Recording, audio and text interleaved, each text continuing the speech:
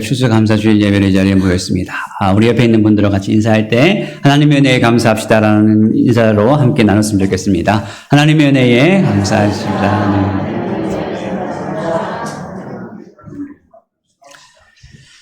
네, 감사합니다. 추수감사주일은 우리가 한 해 동안 하나님께서 우리에게 주신 은혜를 감사하는 주일입니다. 여러분 오늘 올 한 해도 하나님의 크신 은혜를 여러분 많이 받으셨나요? 네, 별로 못 받으신 것 같아요. 우리가 주변에 이 세상의 소식을 들어보면 올해는 참 경제도 어렵고 경기도 좋지 않다라고 이야기를 합니다. 그렇다고 해서 내년의 전망 또한 그렇게 밝은 것은 아니라고 해요. 그래서 어떤 사람들은 IMF 이후로 참 힘든 시기를 지나가고 있다라고 생각하는 사람들도 많이 있습니다. 그런데 생각해보면 사실 우리의 삶 가운데 쉬었던 적은 한 번도 없었던 것 같아요. 항상 힘든 일은 우리에게 계속되고 있습니다. 환경이 좋고 그리고 여러 가지 상황이 좋아 보여도 그 안에 여러 가지 힘든 일은 계속 있었습니다. 그러나 그럼에도 불구하고 오늘 우리가 이 자리에서 여러 가지 이유 속에서도 감사할 수 있는 이유는 무엇이냐면 우리의 감사는 우리의 환경에서 오는 것이 아니라 하나님으로부터 오기 때문입니다. 그래서 성경은 우리의 상황과 상관없이 항상 하나님 앞에 감사할 것을 강조하고 있어요. 성경이 우리에게 감사를 요구하고 있는 것은 우리의 상황이 좋아서 감사하라고 말하고 있는 것이 아니라 우리의 삶에 풍요롭고 여러 가지 감사할 일이 있으니까 감사라는 것이 아니죠. 우리의 삶은 평안할 때가 있고 힘들 때가 있습니다. 많이 거둘 때가 있고 적게 거둘 때가 있고 늘 우리의 삶은 위아래로 요동을 치고 뭔가 있을 수도 있고 없을 수도 있지만 그런데 감사는 뭔가가 있고 없고의 문제가 아니라는 거죠. 감사는 믿음의 문제입니다. 참된 감사는 하나님을 향한 참된 믿음과 신뢰로부터 나오는 거예요. 그래서 감사하기 위해서는 훈련이 필요합니다. 믿음이 하루아침에 자라고 하루아침에 우리의 믿음이 성장하는 것이 아닌 것처럼 우리들 감사도 마찬가지입니다. 작은 것부터 우리가 하나님 앞에 감사하는 훈련이 필요한 것이죠.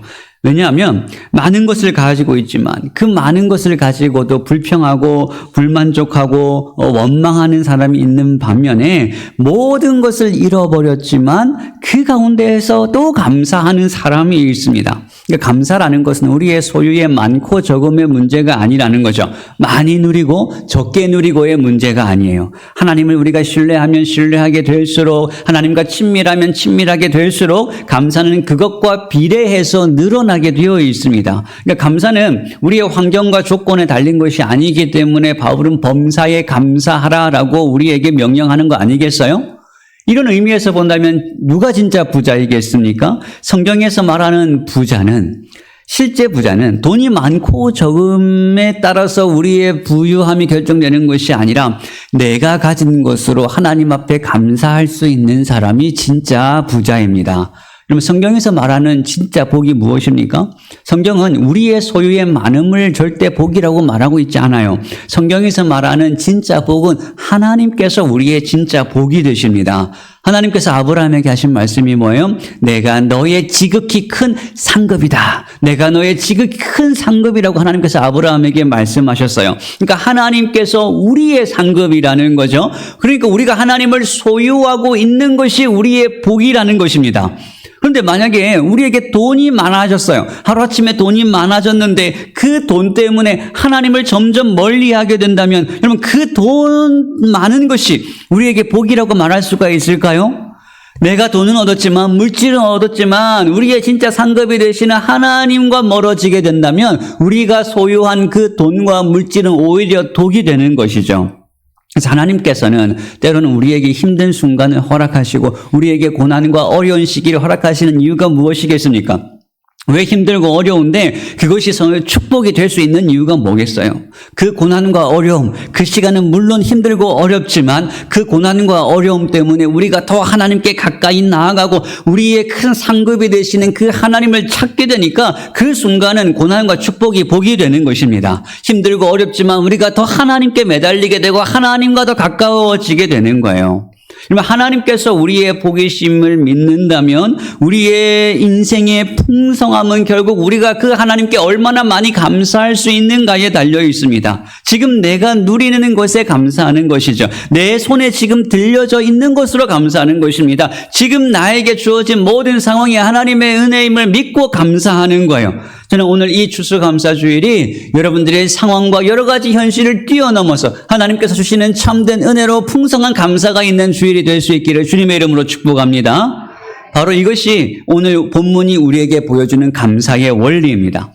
오늘 우리가 읽은 이 신명기 말씀은요, 이스라엘 백성들에게 이제 모세가 하는 설교입니다. 지금 이 신명기를 듣고 있는 청중은 누구냐면 출애굽 2세대예요. 그러니까 실제 출애굽은 1세대들이 출애굽을 했지만 이들은 다 광야에서 죽었고 이제 가나안에 들어가게 되는 것은 출애굽 2세대가 광야에 들어가게 될 거예요.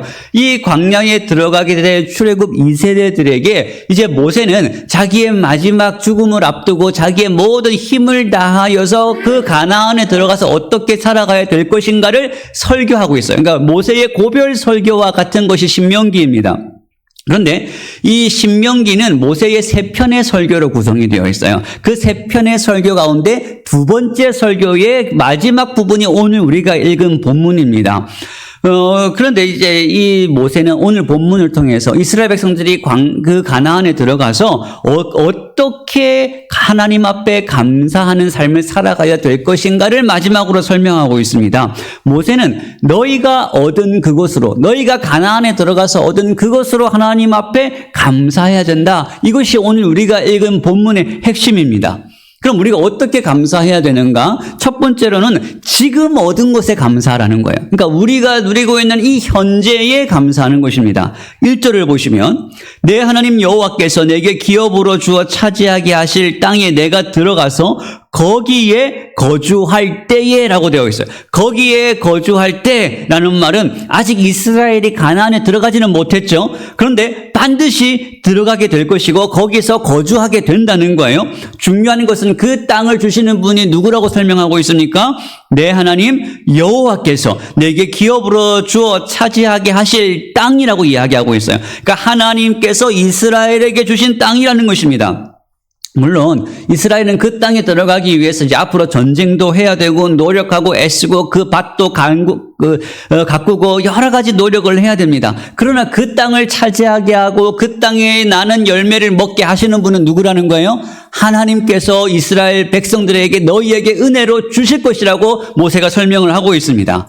그리고 또 2절을 보시면 내 하나님 여호와께서 내게 주신 땅에서 그 토지의 모든 소산의 만물을 거둔 후에 그것을 가져다가 광주리에 담고 내 하나님 여호와께서 그의 이름을 두시려고 택하신 곳으로 그것을 가지고 가서, 그러니까 그 토지의 모든 소산의 만물을 거둔 후에 그것을 가지고 하나님 앞에 나가라는 거예요. 여기서 만물이라는 것은 첫 번째 거둔 열매를 말합니다. 그러니까 처음 거둔 그것을 가지고 하나님 앞에 나가라는 거예요.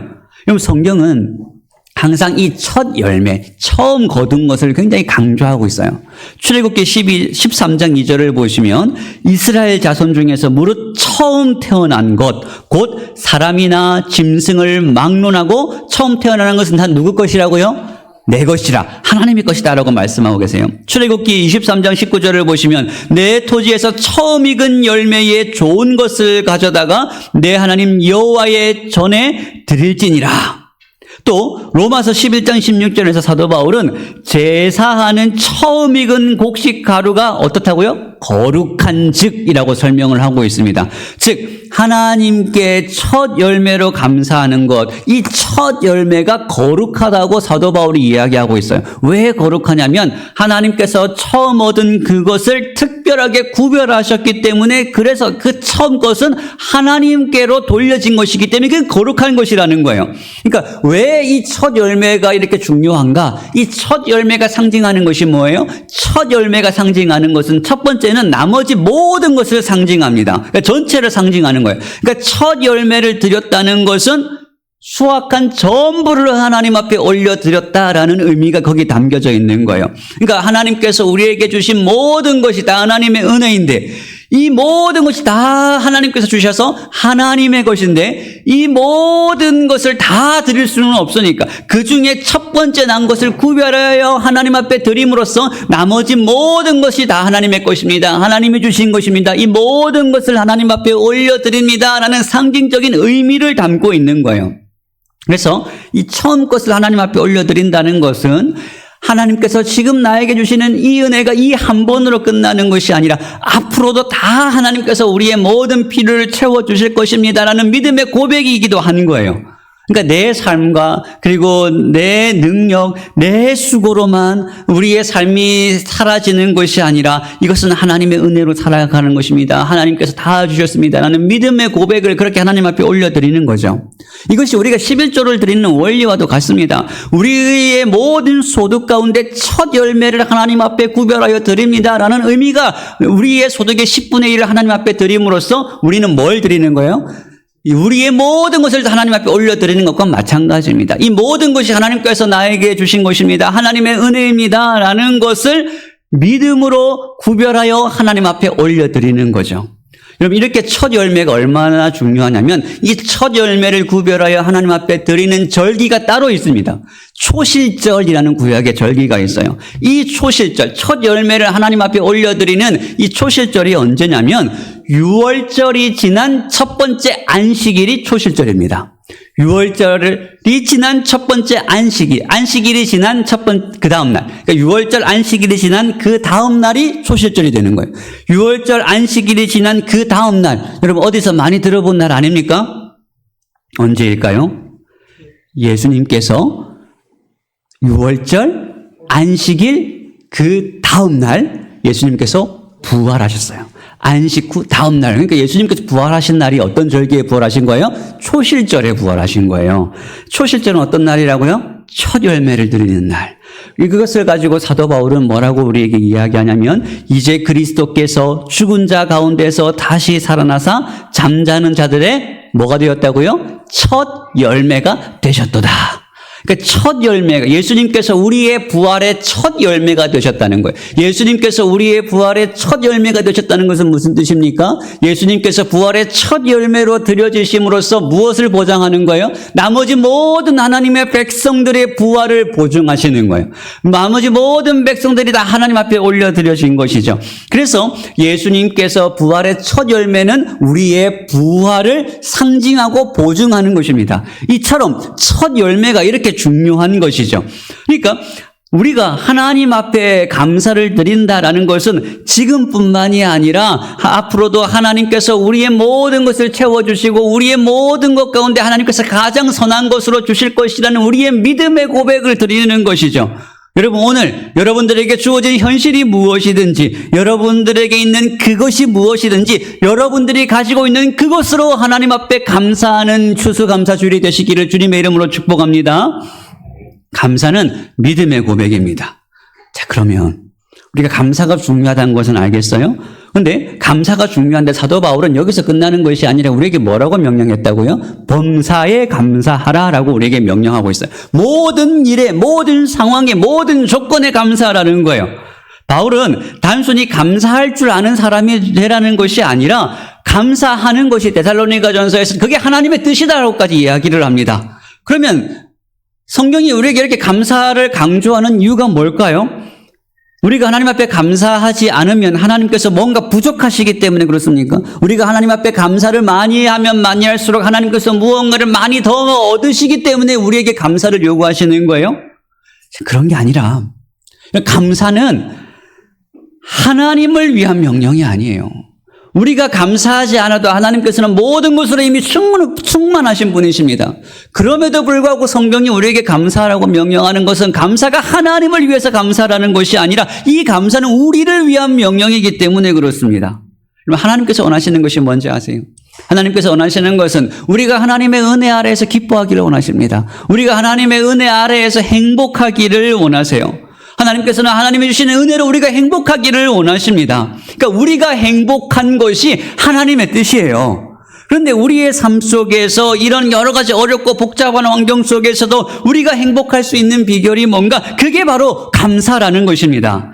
그래서 사도 바울은 아무것도 염려하지 말고 기도와 간구로 감사함으로 너희가 구할 것을 하나님께 아뢰라, 감사함으로 아뢰라라고 말하고 있습니다. 그러니까 이 감사라는 것은 우리의 현실이 완벽해서 감사를 하는 것도 아니고, 이 감사는 무엇으로부터 나오냐면 하나님을 향한 절대적인 신뢰, 하나님께서 나의 모든 것을 채우실 것이라는 것을 구하면서 하나님을 향한 신뢰로부터 우리의 감사가 나오는 것입니다. 지금은 나는 이렇지만 하나님께서 내 삶을 이끌고 계신다. 내가 지금 이 모양 이 꼴로 살아가지만 그러나 하나님께서 나에게 가장 좋은 것으로 채우시는 분이시다. 나의 현실은 지금 이렇지만 그러나 하나님은 여전히 나와 함께 하시는 분이시다. 이런 하나님을 향한 절대적인 신뢰가 있을 때 그 믿음의 열매가 감사를 낳게 되는 거예요. 그러니까 범사에 감사하라라는 이 말을 다른 말로 바꾸면, 속은 그렇지 않지만 나는 하나도 감사할 것이 없지만 그래 감사하라고 하셨으니까 그냥 어쩔 수 없이 내가 감사해야지, 그 수준의 말을 하는 게 아니에요. 범사에 감사하라는 말은 하나님을 절대적으로 신뢰하라라는 말입니다. 하나님을 절대적으로 신뢰하는 그 믿음이 감사를 만들어내는 거예요. 그러니까 감사란 무엇이냐면, 지금 우리가 어떤 상황과 어떤 모습으로 살아가더라도 우리가 믿는 이 믿음의 최고 절정의 열매가 감사로 나타난다는 것입니다. 그러니까 믿음의 마지막 열매가 감사인 거예요. 믿음의 열매가 감사입니다. 사실 우리가 이 믿음 자체, 믿음의 열매가 감사인데 이 믿음 자체가 기적 아닙니까? 지금 나에게 주어져 있는 이 현실을 내가 아무리 이해해 보려고 해도 내 현실이 이해되지 않아요. 그렇다고 말씀을 열어봐도 말씀이 이해가 되지 않습니다. 하나님의 말씀이 사실 내 상황과 이 현실에 전혀 먹혀 들어간 것 같지도 않고, 하나님의 말씀이 이해도 되지 않고, 하나님의 말씀이 정말 이 현실에 정말 맞는가, 이 내 삶이 하나님 말씀과 일치하는가 도저히 이해가 안 돼요. 그런데 그럼에도 불구하고 그 말씀이 믿어지는 거예요. 하나님이 나와 함께 하시다는 사실이 내 마음속에 믿어지는 것입니다. 나의 머리로는 하나도 이해가 되지 않지만 믿어지는 거예요. 믿음은 내가 믿으려고 해서 믿는 것이 아니라, 나의 이해로 믿어지는 것이 아니라, 왜 그래도 믿어집니까? 그럼에도 불구하고 왜 내가 하나님 앞에 나와 예배하고 하나님을 찾습니까? 그 믿음이 하나님의 선물이기 때문 아닙니까? 그 믿음이 나에게 변하지 않는 거예요. 그 믿음 때문에, 하나님께서 주신 선물 때문에 우리는 오늘 이 자리에 나와 있는 것이죠. 그러니까 우리가 믿음을 가지고 있다는 것 사실 자체가 기적이고 그것 자체가 감사인 것입니다.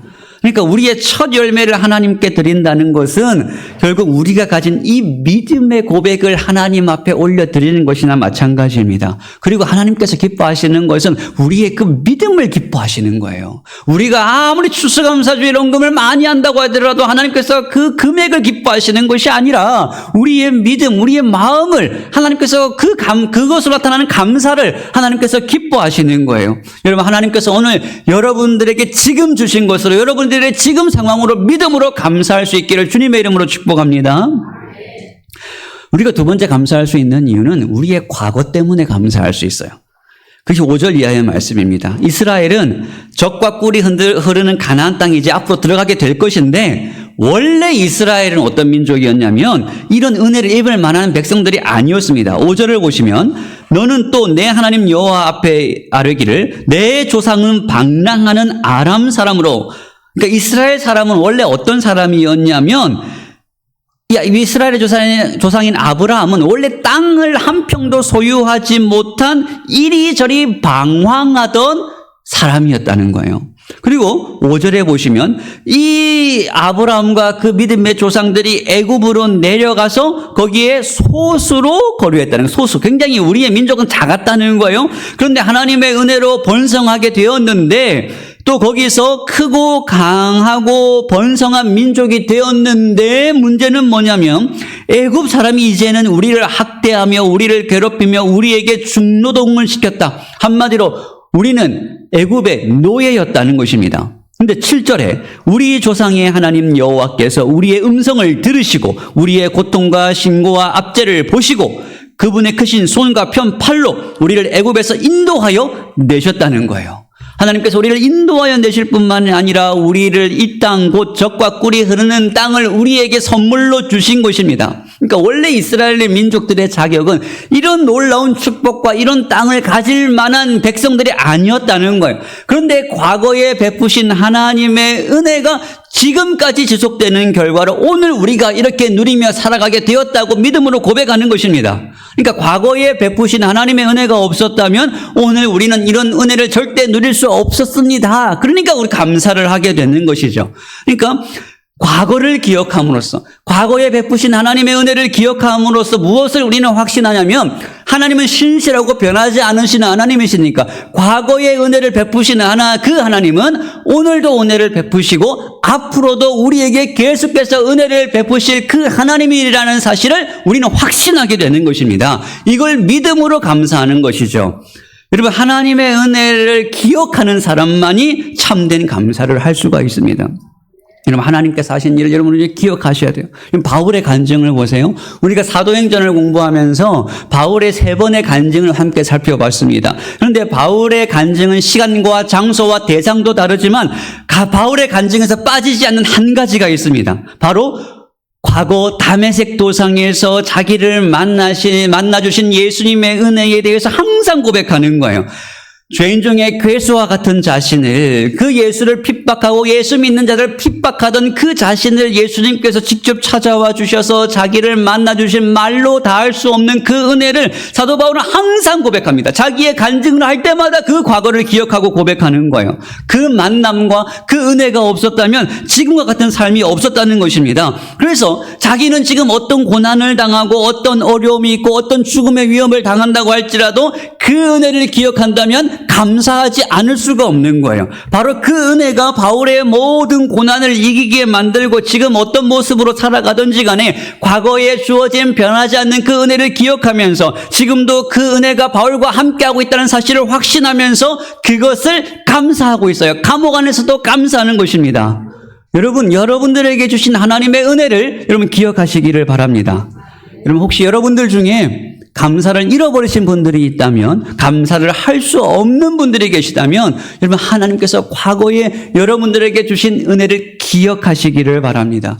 여러분들이 받았던 그 은혜의 생생한 경험, 여러분들이 예수님과 처음 만났던 그 여러분들의 안에 있는 그 첫사랑의 은혜를 여러분 반드시 기억하시기를 바랍니다. 과거에 하나님께서 여러분들에게 은혜를 베푸셨다면 그 은혜는 한 번의 은혜가 아니라 지금도 계속되는 은혜이고 앞으로도 계속될 은혜입니다. 단지 그 은혜가 우리에게 주어지는 방식과 상황이 달라졌다 뿐이지 그 은혜는 절대 변하지 않는 은혜입니다. 그러니까 하나님은 과거의 하나님이실 뿐만 아니라 오늘 여전히 우리의 하나님 되시고 앞으로도 영원히 우리의 하나님이 되시는 거예요. 그러므로 여러분들이 지금 어떤 상황과 어떤 고난 가운데 있든지 여러분 동일한 그 은혜, 여러분들에게 임하고 있는 그 은혜를 믿음으로 감사하시기를 바랍니다. 그래서 그 은혜를 기억하고 다시 하나님을 감사하는 그 회복의 자리로 나아가시기를 주님의 이름으로 축복합니다. 여러분, 감사는 단순히 우리의 입술의 고백이 아니라, 우리의 감정이 아니라 우리의 믿음의 고백입니다. 오늘 우리가 감사하는 것은 우리의 현실이 완벽하기 때문에 감사하는 것이 아닙니다. 때로는 우리가 부족하고 힘들고 어려워도 하나님께서 여전히 내 삶의 주인 되시고 내 삶을 주께서 책임지신다는 그 믿음을 드리는 그 행위가 오늘 본문에서는 첫 열매를 하나님 앞에 드림으로써 이 열매를 통해서 우리의 믿음을 고백하는 감사의 고백이 되는 것이죠. 그래서 과거에도 우리와 함께 하셨고 지금도 우리와 함께 하시고 앞으로도 함께 하시는 그 하나님의 은혜를 기억하고 단순히 입술의 감사가 아니요 우리의 삶과 우리의 헌신과 우리의 나눔으로 더욱 감사가 풍성한 이 추수감사주일이 되시기를 주님의 이름으로 축복합니다. 같이 기도하겠습니다. 사랑과 은혜가 충만하신 하나님 아버지 감사드립니다. 하나님 아버지, 저희들은 연약하고 부족하지만 하나님 저희들의 삶 가운데 주께서 풍성한 은혜를 베풀어 주시고 우리가 그 은혜로 감사하고 그 은혜로 우리가 주님 앞에 믿음으로 나아갈 수 있도록 저희들에게 날마다 은혜를 더하여 주시옵소서. 그래서 주님을 향한 감사가 넘치는 주일 되게 하여 주시옵소서. 감사드리며 예수님의 이름으로 기도하옵나이다. 아멘.